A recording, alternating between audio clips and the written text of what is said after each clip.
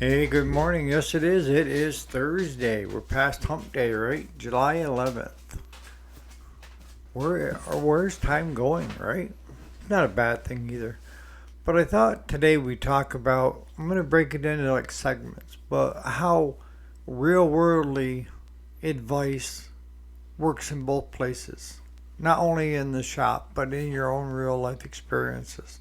And we'll go into that. So stay tuned.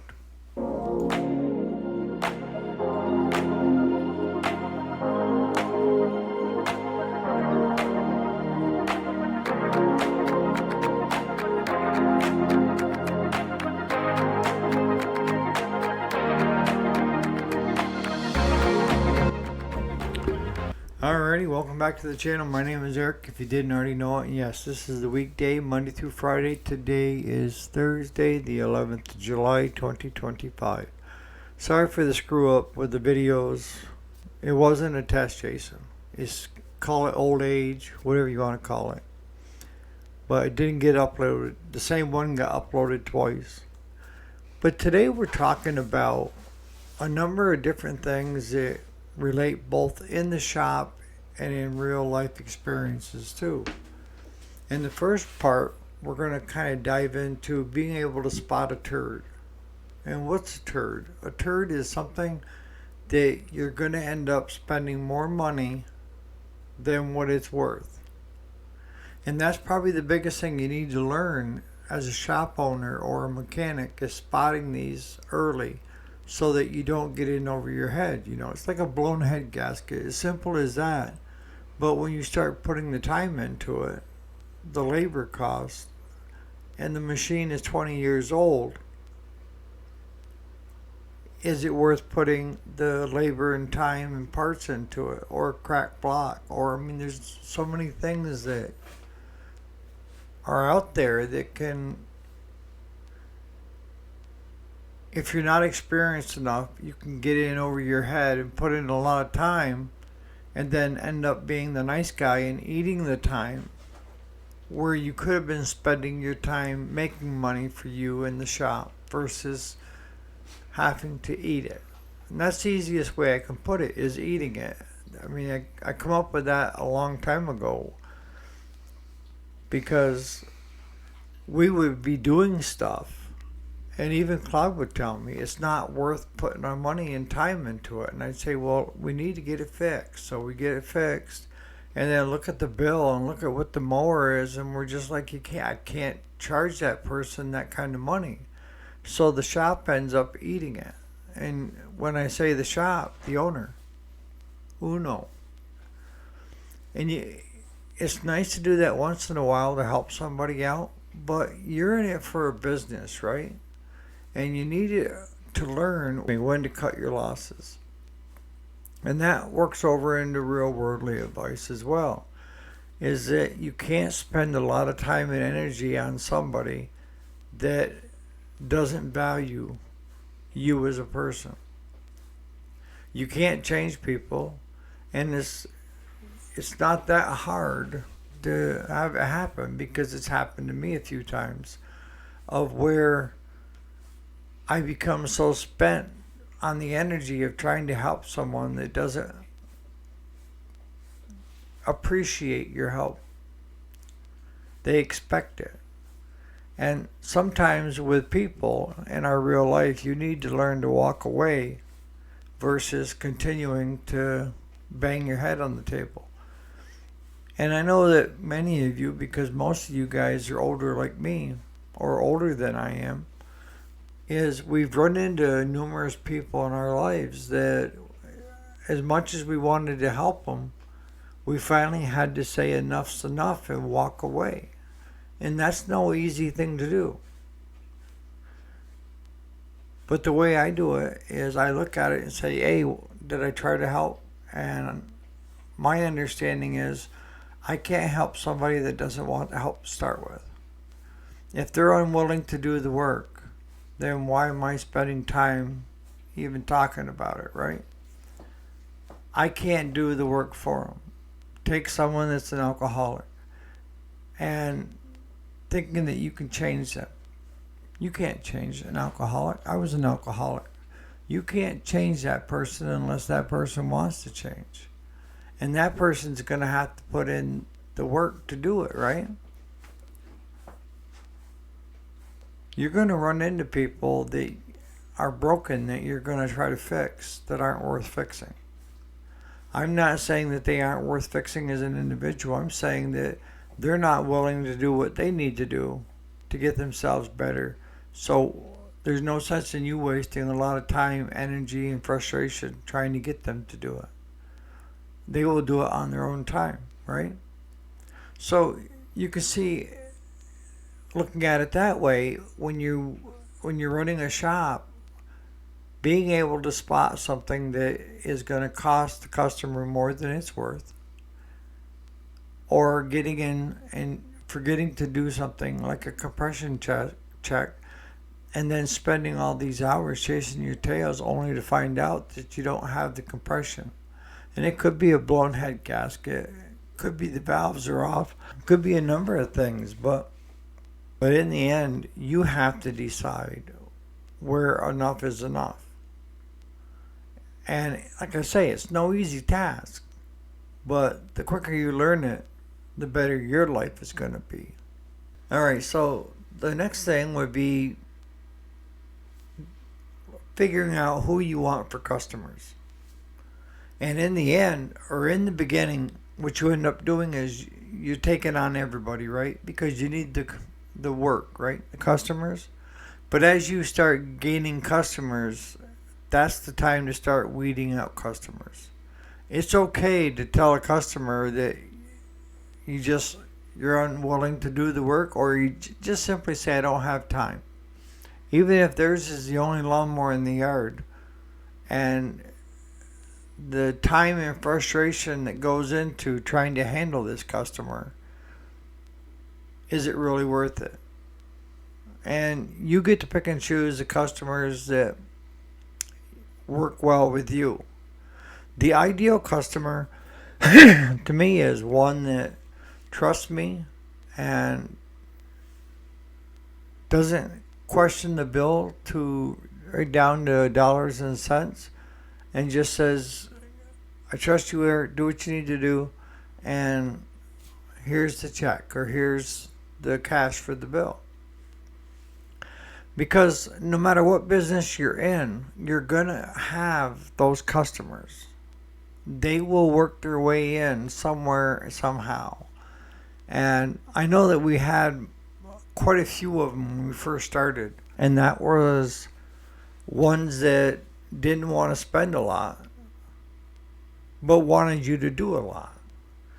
And they would be the first ones to complain about the bill and try to haggle you down to where you just finally say enough's enough and give it to them for free. That's what their ultimate goal was in the beginning. It's not because they didn't have the money to pay for it. It's they didn't want to spend the money to have it fixed. They wanted it fixed, but they didn't want to pay you. And then you have the customers that will bring you their machine because there's a problem, and usually it's just like the one we picked up yesterday. It's a John Deere zero-turn commercial grade. I mean, she's a big puppy. That thing has not seen a service in 7 years. And the only reason it's getting a service now is because he tore the serpentine belt off the hydraulic pump, so it won't move, and we had to back to it and winch it onto the trailer. But you got to be careful, because those are the customers that the minute you touch it, you own it. And every problem that machine has going forward has something to do with what you're doing and not what they're doing. Do you understand that? If you've been in the business side of it for long enough, which most of you have, you already understand this concept of once you put your fingers on it, you own it. I used to have a lot of that problem in the beginning when I first started, like with the computer repairs and all that, when I was going to college for extra money for books and everything. And people would bring me their computer, and once I laid my hands on the keyboard anything from that point on somehow came back to something I did. And if they deleted something that they didn't want deleted, or you changed something, what I have found the best thing with those customers is either if you got the time to work with them, that's fine, but most of the time I don't, and I don't need them. You know, I will fix your machine, but from what goes on from that point forward depends upon what you're using it for and how you're using it. And if you haven't done a service on it in 7 years, that tells me you just drive it until it quits. And that's not taking care of your machine. And this machine is probably a $14,000 more. Yeah. You would think you would take better care of it. But in real worldly advice, same thing holds true for the people that we have around us, right? We get to pick and choose who's around us. And if you have someone that's sucking you dry, a bad customer, that doesn't give but takes, after a while, like I say, they're sucking you dry, right? So there are relationships that you need to sever over time that are not beneficial for both parties involved.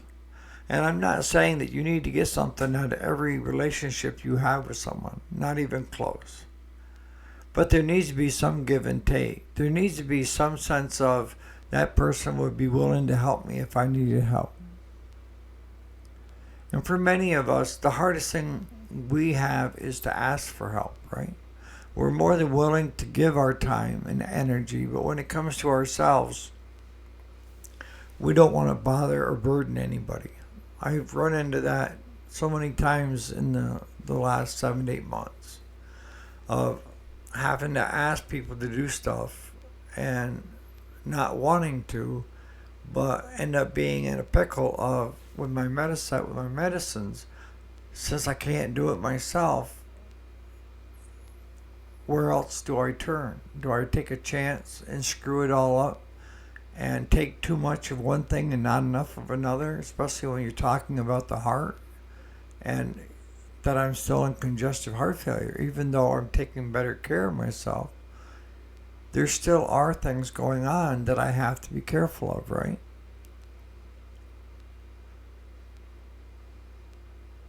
It has to be reciprocal. It has to be something that even if they don't help you personally, they're that type of person that would help anybody if asked.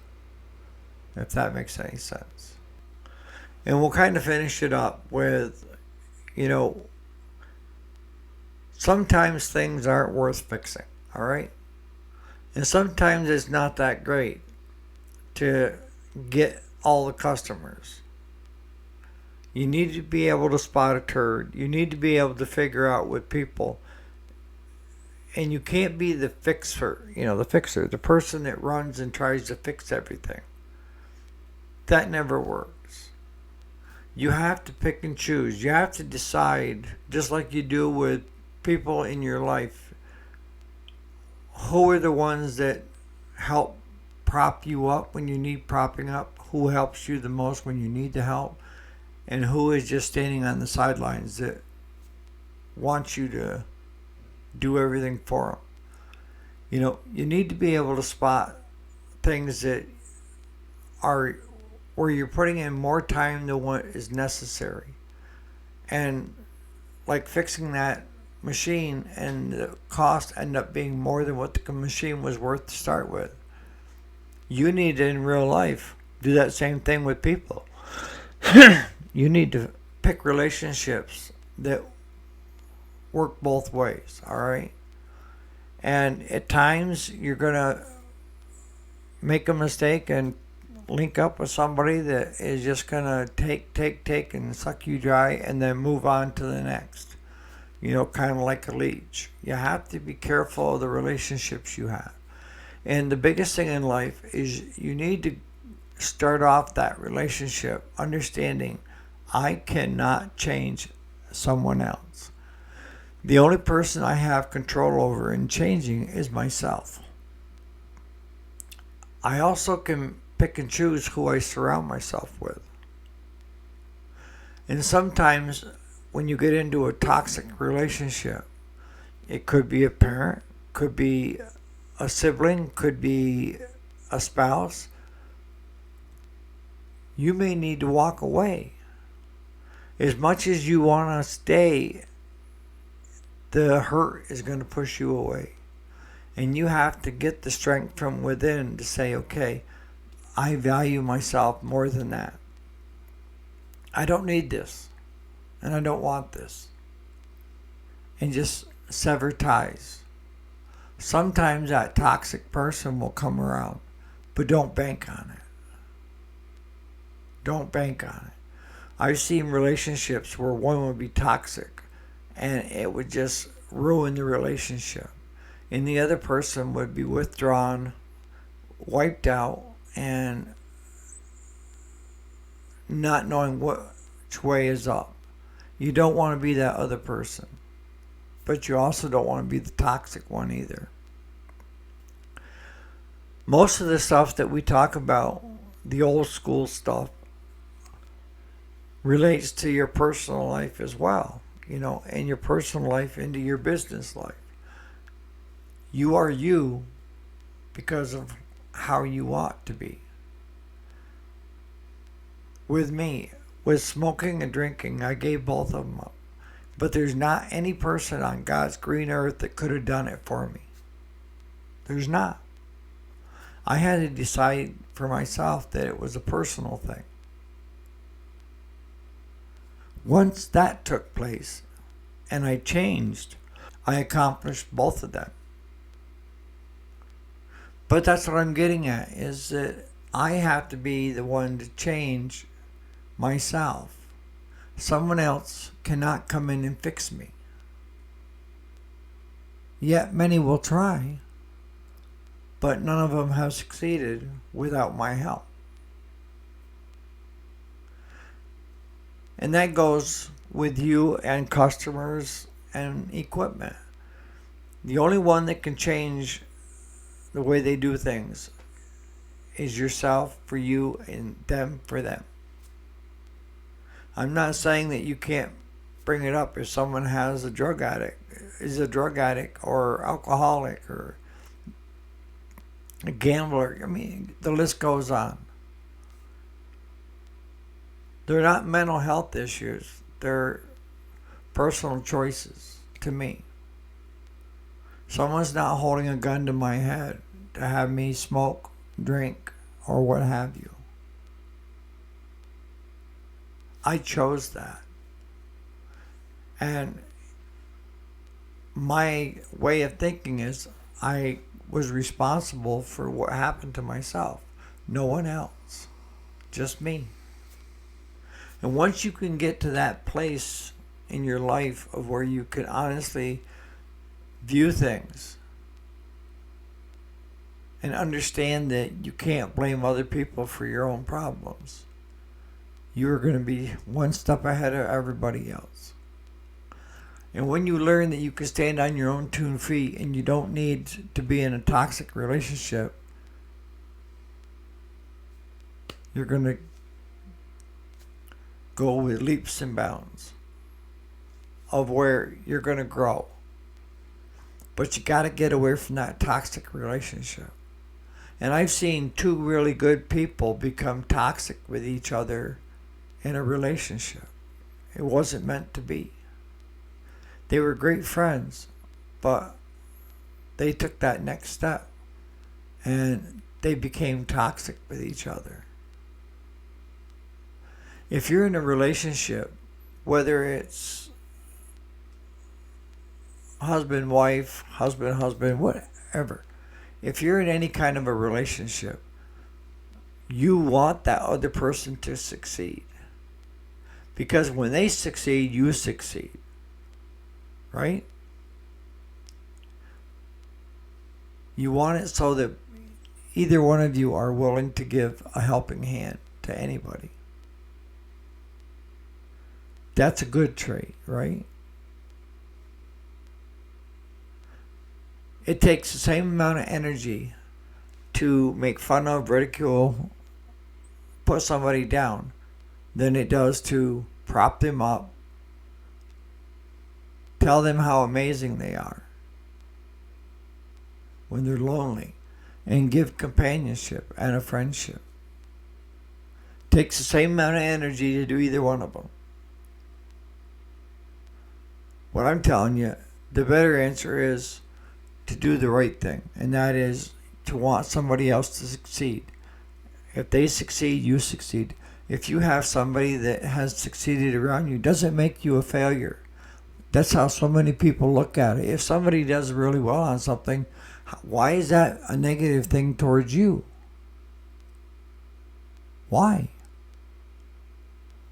I want everybody around me to succeed at whatever they want in life.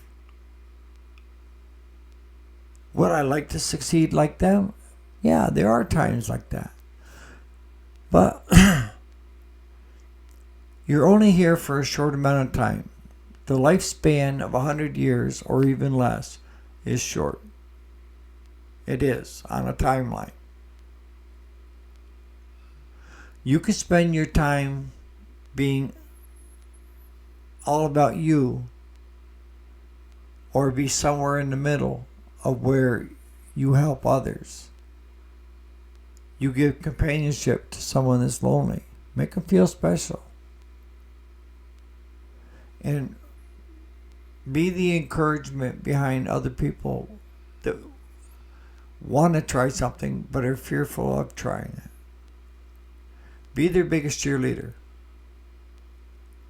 And let them know if it doesn't work out, that doesn't mean you failed. That means just one thing more that you've decided that's not for you. Simple as that. And the same goes for you. If you try something and it's not working out and you're not getting much back from it, don't look at it as a failure. Look at it as one more thing that you've tried and it's not for you. So in the comments, what are some of the analogies that work best for you compared to home life and work, and how they both kind of intermix in a kind of some way, shape, or form? So on that note, you guys have a great Thursday, and we'll catch you here bright and early tomorrow morning for Friday, the final version of the weekday. Thanks so much for watching.